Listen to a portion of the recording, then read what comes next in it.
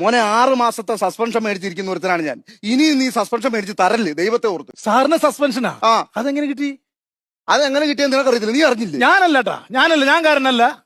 പറ, എങ്ങനെ കിട്ടി? ഞാനല്ല. ഈ മൃഗാശുപത്രി കാണാൻ സ്കൂളിൽ നിന്നും കോളേജിൽ നിന്നും ഒക്കെ പിള്ളേർ ഇവിടെ വരുന്നുണ്ടോ? സ്വാഭാവികം ആണല്ലോ.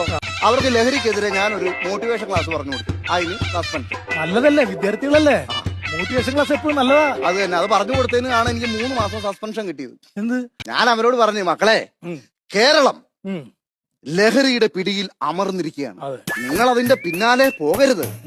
ഒരു കാര്യം നിങ്ങൾ ഓർത്തോ, കൂട്ടിക്കിടക്കുന്ന ഫാക്ടറികൾ, കൂട്ടിയിട്ടിരിക്കുന്ന വീടുകൾ, തുറസായ സ്ഥലങ്ങൾ മാത്രമല്ല, നിങ്ങളുടെ കോളേജിന്റെയും സ്കൂളിന്റെയും തൊട്ടടുത്ത പെട്ടിക്കടയിൽ വരെ ഇപ്പോൾ ലഹരി സുലഭമായി കിട്ടും. അത് നിങ്ങൾ ഓർത്തോ എന്ന് ഞാൻ പറഞ്ഞു. നല്ല കാര്യം പറഞ്ഞു കൊടുത്തല്ലേ ചെയ്ത്? നല്ല കാര്യം പറഞ്ഞു കൊടുത്താലേ അതിന്റെ ഇടയിൽ ഒരു പ്രശ്നം ഉണ്ടായി. എന്ത്? ഈ കോളേജിലെയും സ്കൂളിലെയും കുട്ടികളുണ്ടല്ലോ, ഈ ലഹരി എവിടെ കിട്ടും എന്ന് അന്വേഷിച്ച് നടക്കുകയായിരുന്നു. അത് ഞാൻ അവർക്ക് പറഞ്ഞു കൊടുത്തു എന്നും പറഞ്ഞ് 3 മാസം സസ്പെൻഷൻ കഴിച്ചടാ ആ പന്നപ്പട്ടികൾ.